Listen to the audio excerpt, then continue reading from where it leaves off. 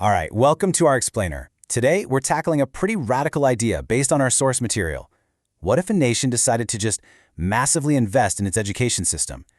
Now, the answer, as you'll see, involves a really surprising short-term shock and then a seriously powerful long-term payoff. Okay, so let's just dive right into it with this big kind of radical question. What would actually happen to the economy if a country decided to fund every single state school like it was, an elite private school? And look, we are not talking about small change here. The scale of this whole idea is just enormous. We're talking about a complete reshuffle of a country's priorities. So to put a number on it, we're talking about shifting 5% of the entire country's GDP. That's around 150 billion pounds, give or take. And that's not a one-off payment. We're talking about putting that directly into the education system every single year. Now, your first thought might be, wow, injecting that much cash has got to light a fire under the economy, right? Well, it's not that simple. The source material shows the immediate mechanics are actually a bit more complicated, and they lead to a small, temporary dip. So let's break down why that is. Okay, so it all comes down to this pretty fundamental formula for a country's GDP. See, to fund this huge investment, the government has to raise taxes. That lowers C, what you and I, consumers, are spending. But at the exact same time, the government is spending all that new tax money, which boosts G. So you've got this economic tug-of-war going on. What this means is that right away, you don't get some huge surge of new economic activity. It's really more like taking money out of one pocket and putting it into another. Think about it. Parents who used to pay private school fees are now just paying that same money in taxes, and then the government turns around and spends it on the schools. But, and this is a really key but, not all that activity has the same ripple effect across the economy. The economic drag from raising taxes is different from the boost you get from spending that money. They have different weights, you could say. Economists call this the multiplier effect. And when we actually look at the numbers in the source material, you can see a pretty clear imbalance.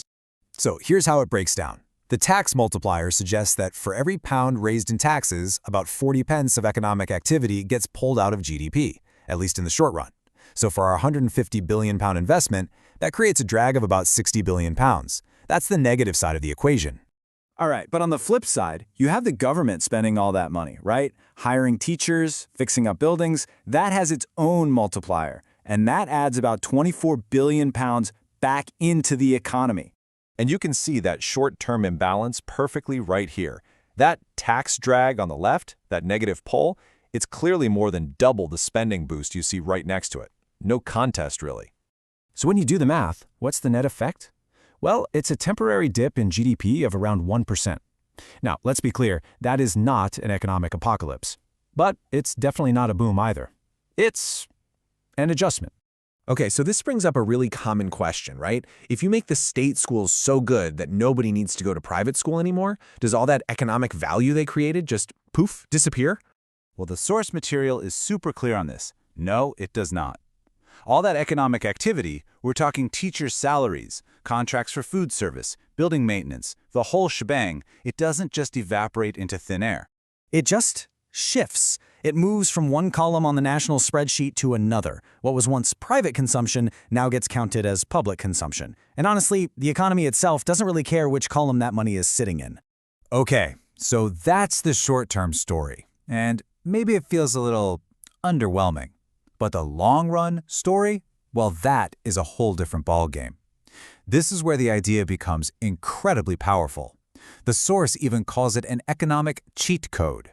And this quote from the analysis really nails it. This isn't just about spending money. It's about making an investment that grows and compounds on itself year after year for decades. And look, the evidence for this is just overwhelming.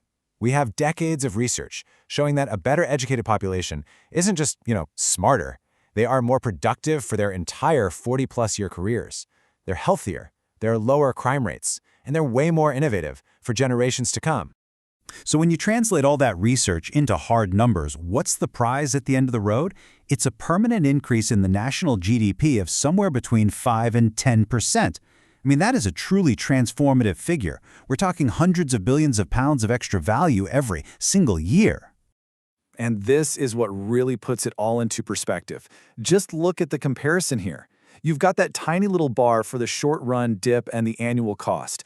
And then look at the massive bar for the long-run gain. The eventual payoff just absolutely dwarfs the initial investment and that temporary adjustment period. But wait, there's another crucial piece to this puzzle. Because framing this whole thing as just a cost versus a benefit actually misses half the story. The source material makes a really strong argument that choosing not to invest, well, that has its own massive, ongoing economic cost.